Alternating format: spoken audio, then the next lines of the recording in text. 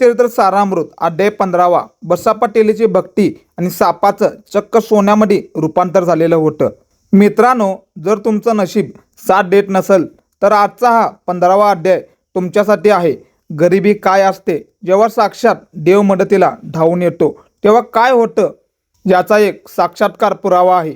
एका बाजूला अफाट दारिद्र्य, दुसरीकडे चिखलात आणि काट्याकुड्यात निजलेले वेडे वाटणारे श्री स्वामी समर्थ महाराज.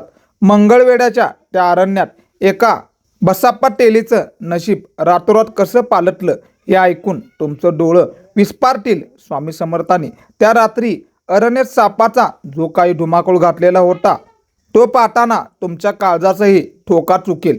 काय होतं ते गुपित, ज्याने सापाचं रूपांतर चक्क सोन्यामध्ये झालेलं होतं.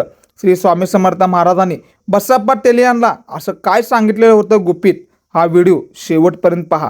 कारण आजच्या या भागात तुमच्या आयुष्यातील सर्व काही अंधार, दुःख दूर करण्याची ताकद अध्याय 15वाच्या सारांशामध्ये आहे. चला तर सुरू करूया. स्वामी चरित्रातील सर्वात रोमहर्षक आणि असा 15वा अध्याय. श्री क्षेत्र अक्कलकोटला येण्यापूर्वी श्री स्वामी समर्थ महाराजांनी मंगळवेढ्यामध्ये काही दिवस वास्तव्याला होते. तेथील लोक स्वामींना वेडा वेडा म्हणायचे, कारण ते भर उन्हात किंवा कडाक्याच्या थंडीत अरण्यात उघड्यावर बसायचे. पण ज्यांना स्वामींचे खरे रूप उमदलेले होते ते लोक मात्र शांतपणे त्यांची भक्ती करत असायचे. त्यांच्या गावात बसप्पा टेली नावाचा एक गरीब माणूस राहत होता, ज्याला गरिबीने पार बेजार केलेलं होतं. एके दिवशी अरण्यात फिरत असताना बसप्पा टेली यांची नजर दिगंबर यतिराजावर पडलेले होते. श्री स्वामी समर्थ महाराज चक्क काट्याच्या शयेवर निजलेले होते. हे दृश्य पाहून बसप्पाचे हात आपोआप जोडले गेलेले होतं. त्यांना स्वामींच्या चरणी लोटांगणा घातलेलं होतं. त्यांच्या डोळ्यातून घळाघळा आनंदाश्रू वाहू लागलेलं होतं. स्वामींच्या स्पर्शाने बसप्पा टेली यांना साक्षात ज्ञानाची प्राप्ती झालेली होती आणि तो आता स्वामींचे सावलीसारखा भक्त झालेला होता. बसप्पा टेली आता रात्रदिवस अरण्यात श्री स्वामी समर्थ महाराजांसोबत राहू लागलेलं होतं. त्याला संसाराचा पूर्णपणे विसर पडलेला होता.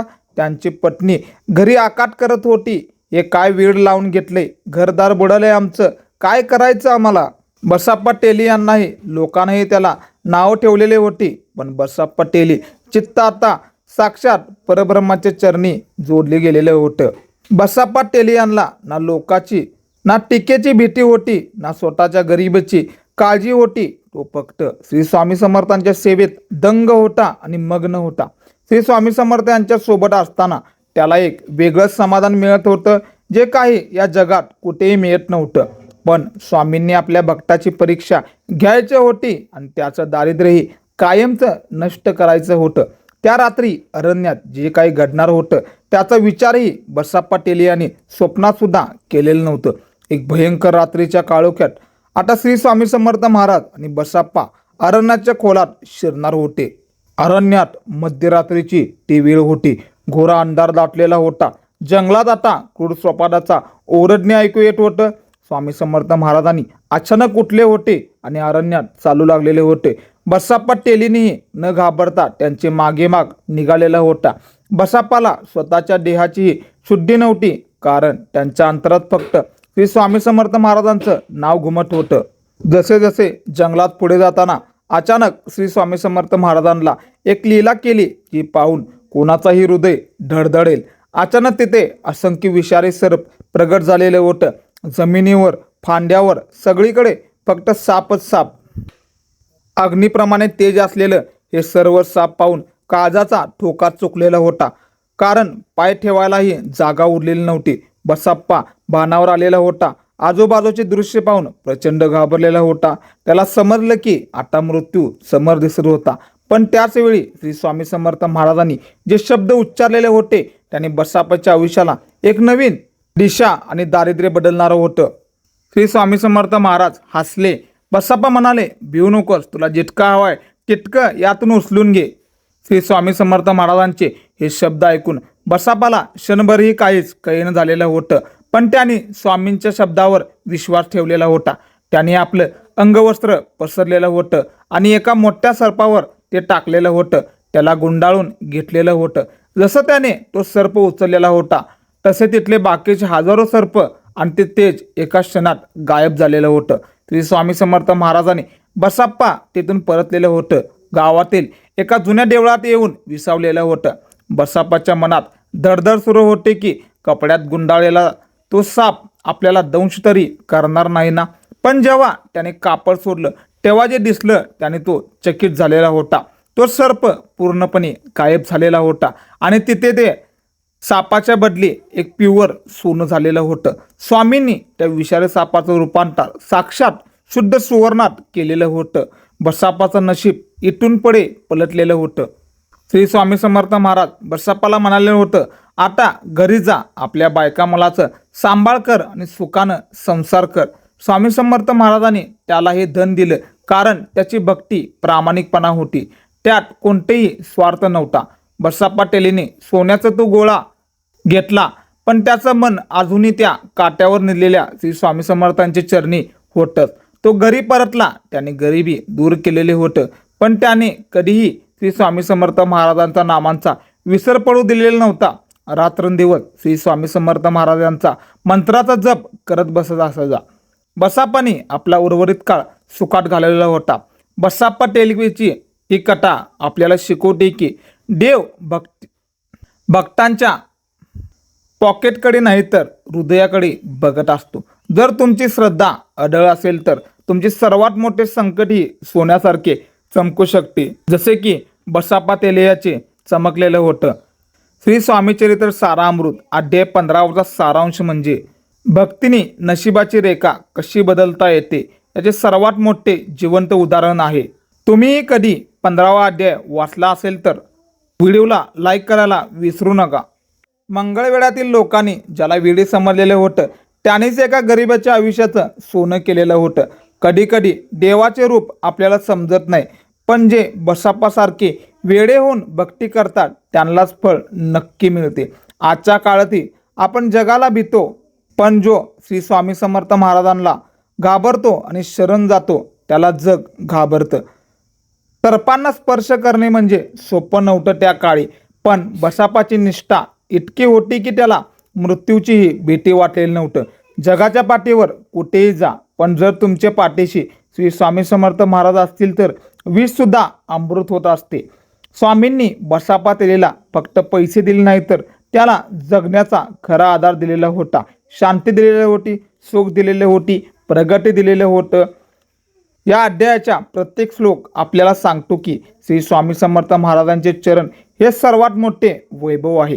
तुमच्या या आयुष्यात जर संकटाचे सर्प असतील तर श्री स्वामी समर्थांच्या कृपेने किंवा नामाने अंगवस्त्र त्यावर टाका कारण त्याचंही तुम्हाला सोनं होईल. मित्रांनो, तुम्ही आपण सर्व आजच्या कलियुगातील बसाप्पा आहोत जे संघर्षाच्या अरण्यात फिरत आहोत. कोणी दिखावा करते, कोणी पाय ओढतंय पण आपली भक्ती रॉ आणि खरी असली पाहिजे तरच आपल्याला फळ नक्की मिळणार. पण तुमचं काम हे सोन्यासारखं आहे, थेंबे थेंबे तळेच असे. मित्रांनो, या अध्यायाला टार्गेट दिलेलं आहे मी 3000 व्ह्यूचं टार्गेट दिलेलं आहे आणि 100 लाईकचं टार्गेट दिलेलं आहे. मला माहीत आहे, खात्री आहे की तुम्ही ते टार्गेट पूर्ण करणार आहात. लोकांना तुमच्या शब्दातच सोनं दिसते म्हणून ते तुमच्या जवळ येत असतात. नशिबाचे दरवाजे उघडायला आता वेळ लागणार नाहीत कारण श्री स्वामी समर्थांच्या मार्गावर चाललेला आपण सर्वजण आहात. आपलेही नशीब बदलणार 100%. श्री स्वामी चरित्र सारामृत अध्याय 15 हा केवळ कथा नाही तर तो आपल्या मनाचा आत्मविश्वास वाढवणारा एक अँटीव्हायरस आहे. बसाप्पा टेली जसं श्री स्वामी समर्थ महाराजांवर विश्वास ठेवलेला होता तसाच विश्वास आपण आपल्या कर्मावर श्री स्वामी समर्थ महाराजांवर ठेवला पाहिजे. दारिद्र्य हे केवळ पैशाचं नसतं, ते असतं विचारांचं असतं. श्री स्वामी समर्थ महाराजांनी आपल्या विचारांना सोन्यासारखी झळाळी देतात. ज्यांना हा अध्याय पूर्णपणे ऐकलेला आहे त्याच्या घरातील सर्व गरिबी नकारात्मकता नक्की दूर होईल. बाळाप्पा महाराजांचा प्रवास असो किंवा बसाप्पाचा, प्रत्येक वेळी श्री स्वामी समर्थ महाराजांनी भक्तांचा श्रद्धेचा विजयच केलेला आहे. हा प्रवास आता अध्याय 16 अध्यायाकडे वळणार आहे जिथे अजून मोठे चमत्कार तुमची वाट पाहत आहेत. अक्कलकोटच्या त्या वटवृक्षाखाली बसून श्री स्वामी समर्थांनी संपूर्ण जगाला हा संदेश दिला आहे की भिवू नकोस, मी तुझ्या पाठीशी आहे. 15वा अध्यायाचा हा आनंद आपल्या हृदयात साठवून ठेवा आणि श्री स्वामी समर्थ महाराजांच्या नामात दंग व्हा. अक्कलकोट निवासी स्वामीराया बसाप्पाप्रमाणे आमचेही उद्धार करा आणि आम्हाला तुमच्या चरणी आश्रय द्या. विष्णू आणि शंकर ज्याचे पाय वंदितात त्या समर्थांची ही लीला आपल्या जीवनातील अंधार दूर करू. स्वामी समर्थ महाराजांच्या आशीर्वादाने आणि तुमच्या उत्स्फूर्त प्रतिसादाने अध्याय 15वाचा हा टप्पा आता पार पडलेला आहे. आता 21व्या अध्यायाकडे आपली घोडदौड सुरू आहे. या प्रवासात जे लोक जोडले आहेत त्या सर्वांचे आयुष्यातील सोन्याचे दिवस येणारच. इथे स्वामी चरित्र सारामृत 15वा अध्याय हा मंगल प्रवास इथेच पूर्ण झालेला आहे. पण मित्रांनो, सापाचे सोने करणारे श्री स्वामी समर्थांची ही अजब लीला ऐकून तुमच्याही अंगावर शहारे तर आलेच असतील. जर तुम्हाला ही माहिती आवडली असेल तर या व्हिडिओला आत्ताच लाईक करा. तुमच्या एक कमेंटमध्ये श्री स्वामी समर्थ महाराज नक्की लिहा, जे म्हणजे स्वामींची कृपा तुमच्या घरावर सदैव राहो. आपल्या पॅटर्न वेगळा या परिवारामध्ये आत्ताच सामील व्हा. सबस्क्राईब बटन दाबा, बेल नोटिफिकेशन ऑन करा. हा व्हिडिओ त्या मित्रांना पाठवा जो आज संकटात आहे. कदाचित त्याचाही बसाप्पाप्रमाणे उद्धार होईल आणि सोन्याचा दिवस नक्की येईल. भेटूया अध्याय 16च्या सारांशामध्ये, जे अजूनही जबरदस्त आणि चमत्काराने भरलेला आहे. तोपर्यंत सर्वांनी आपल्या आरोग्याची काळजी घ्या. श्री स्वामी समर्थांच्या नामात दंग राहा आणि जिद्दीने पुढे चालत राहा. कारण भिवू नकोस, मी तुझ्या पाठीशी आहे. हा स्वामींचं एकमात्र मंत्र तर आहेच. तोपर्यंत काळजी घ्या. श्री स्वामी समर्थ.